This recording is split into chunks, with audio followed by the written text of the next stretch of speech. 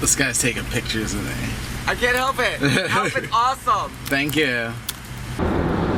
Barbed wire. Is the word barbed, as in barbed wire, short for barbared?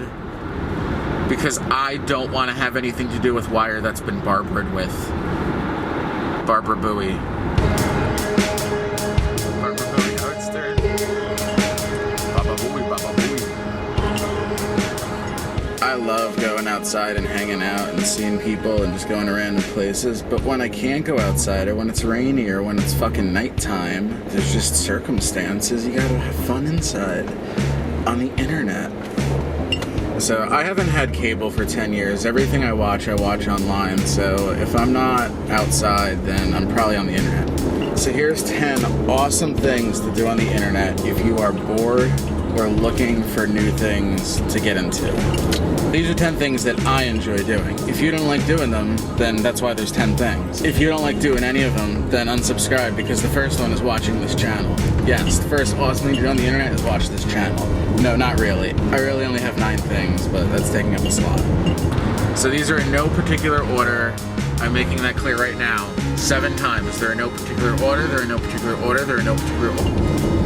Alright, and these are in no particular order. No particular order. They're in no particular order, they're in no particular order, they're in no particular order, they're in no...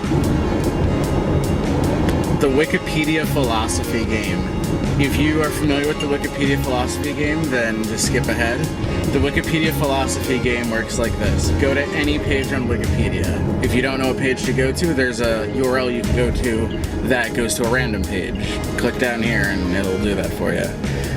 The way that it works is that you click the first link in the article that is not in parentheses, that is not in a sidebar. So basically, you go to the article, any article, and you find the first link that links to another page that isn't in parentheses, and you click it. And you do that again and again, and you do that recursively, and you see how long it takes you to get to the article on philosophy. And you might be saying, well, what if it doesn't go to philosophy? Well, there's a good chance that it does. Most pages on Wikipedia, if you do this, will take you to philosophy eventually. It's very interesting. I'll put a link to the statistics on this. There are not many pages that do not do this, and the pages that don't do this typically are because they either don't have any links or the links just go in a loop back and forth. Which honestly, if you think about it, if the topics do not link back to philosophy, it means that there's basically not a transitive tree of understanding, you know? Like if I make a page called, you know, Swiffers and a page called Boppers, and I say Swiffer is a bopper and a bopper is a Swiffer, well, none of that helps anyone understand what the fuck either of those are. So you can tell if a Wikipedia article is written well, because if it doesn't eventually go back to philosophy, that means that it starts out with some topic that is so isolated that it can't be explained by general knowledge. There you go. While we're on the subject of Wikipedia, number 8 is reading about disasters, incidents, accidents, and failures on Wikipedia. This is just something that I enjoy. There are tons of lists, and they have the best names. Just go to any article of anything that you're interested in and scroll to the bottom and view what lists it's in. Like, for example, if Enron tickles your fancy, go to Enron and scroll down, and I'm sure it'll be like in list of corporate scandals, list of corporate failures, list of defunct companies, list of companies that went bankrupt in, you know, this decade. And any of those sound interesting. Just think about it. List of aviation accidents and incidents in America. List of defunct corporations in Chapter 7 bankruptcy. List of notable persons and celebrities with this disease. It's just lists. If you don't get why that might be interesting, then number 7 is probably more up your alley. This is something that we used to do when I was younger, and it's called Isketch trolling. So isketch.net is an online game. It's a Flash-based game where it's like Pictionary. You go into a room with up to 9 other people that are just random people from the internet, or maybe your friends if you tell them what room you're going into. And each person in turn is given the opportunity to draw a word that they're randomly given by the game.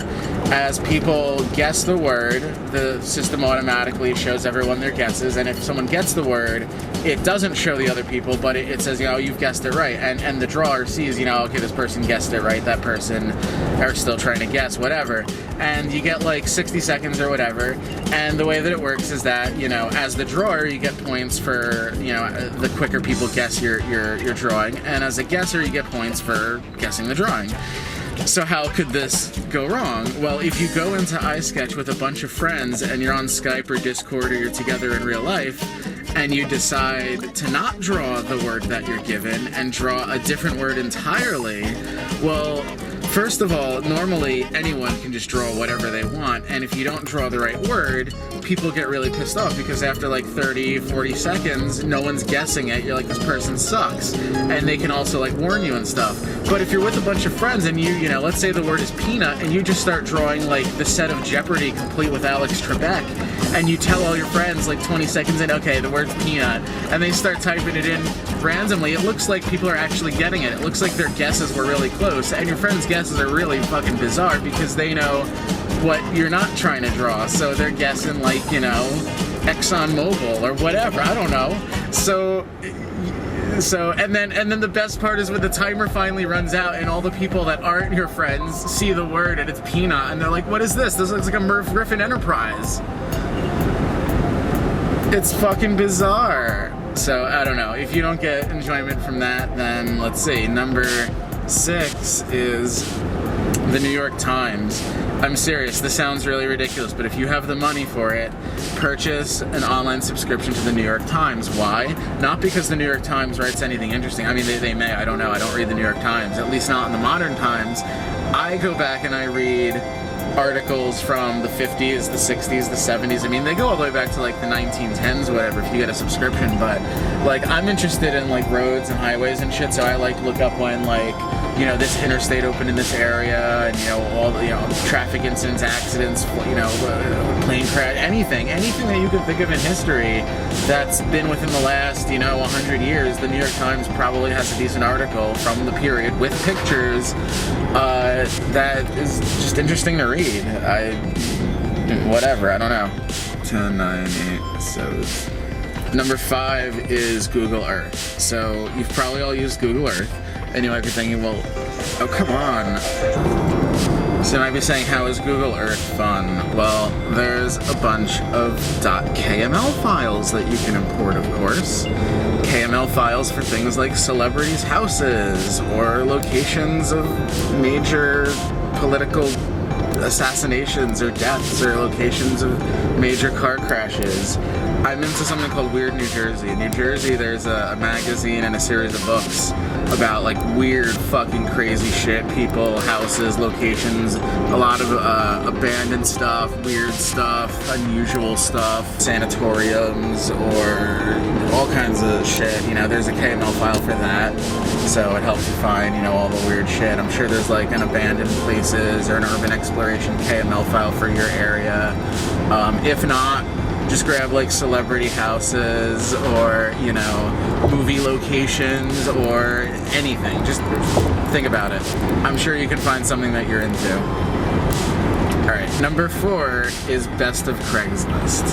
So, if you don't know what Best of Craigslist is, it's a section on Craigslist where people put the most ridiculous ads that they've come across, and they're voted on, and this is basically... A couple years ago, me and my friend did a video on YouTube where we bought 1,500 live ladybugs. And the place where we got that idea was someone on Craigslist had posted an ad saying, "Help, I bought 1,500 live ladybugs while I was drunk with my friends on Amazon, and they've arrived, and I don't know what to do with them, and I don't want to kill them, so come take them from me." And we thought that this was such a ridiculous idea that we bought the ladybugs. And I don't want to butcher some of the best ones that I'm thinking of, so I will link to them below.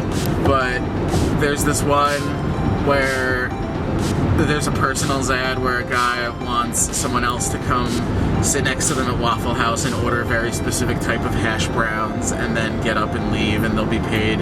I'll link them below because I don't want to do them injustice and I can't remember them right now. My3cents.com is a website where you go to bitch about bad customer service, and it sounds like a really good way of, it sounds like a Yelp type of thing, like a crowdsourced, reviews type of, site. Except the best part about My 3 Cents is that a lot of the regulars on there work in retail, and they typically work at the store where you're posting your complaint. So it goes like this. You go on there, you go to a store like Kmart. Target's a good one because Target, a lot of people bitch about Target's return policy, but it is very clearly labeled on every receipt. This receipt expires with a date. Their policy couldn't be more immaculate. So people are like, oh, I bought the wrong thing and blah, blah, blah, blah, blah, and I didn't have the receipt and la, la, la, la, and I, feel bad for me, they were a dick to me and I didn't get my way, blah, blah, blah. And then it's like 700 Target employees just like slamming the person. Don't buy shit if you can't, if you don't read the return policy. But don't lose your receipt if you, hold on to your receipt if you think you're going to return. All kinds of judgment and counter judgment. And it's like, if you love drama if you love retail drama and, you've watched all the retail drama you can see on YouTube, then do that. So just do that. Another one that I'm not going to count as one of them that, you might think I'm a horrible person for is go on YouTube and look up kids having tantrums in stores. I cannot get enough of that when a kid just starts like fucking acting out and crying and someone's videotaping it and the parents are horrible and the kid's knocking shit off the shelf. It's just, watch them all. Number 2 is historicaerials.com. If you've been to the site, you know what I'm talking about. If you haven't been to the site, it's like Google Maps with a time machine. You can go back and view historic aerials from the 30s, 50s, 60s, 70s, 80s, 90s. All of the years you can go and you can see roads being built, you can see houses being destroyed, being rebuilt, what was there before. The stuff that you think used to be there forever hasn't been there as long as you think, and the shit that you thought was new has been there for longer than you expect. Go to your town, go to your house. If you drive on a highway, view the whole highway, just go into the 50s and try to drive to work. I bet the roads aren't there yet. I bet your job isn't there yet. It's fun. Watch it. Look at it. It's better than ever. It used to be slow as balls and it would take me hours to do shit. But it is as fast as Google Maps now. There's all kinds of tools. There's like a slider, a spotlight so you can compare the years. It's like a fucking DeLorean. It's like having a Back to the Future mobile website with Google Maps. And the number one thing that I suggest you do on the internet, if you haven't done so already, is check out Longmont Potion Castle. Go to YouTube and type Longmont Potion Castle into the box and hit enter and listen to anything. I'm not going to tell you what this is because I don't want to... What I don't want to do is say the word prank calls because these are not prank calls. These are performance art masterpieces of social engineering caliber. These are highly engineered mental attacks on people that are spontaneous and hilarious. Saying the word prank calls doesn't do these justice, and the only reason why I said that word is because I don't want you to stop listening after you hear the fact that it's a phone call. But you need to listen to these. Listen to medley. Listen to LPC 12 medley, LPC 13 medley, LPC 14 medley, LPC 15 medley. These are hilarious. Just listen to them. If you get through an entire track and you're not in hysterics, then ignore this and go to something else. In fact, just unsubscribe because you won't get my humor at all. Thank you.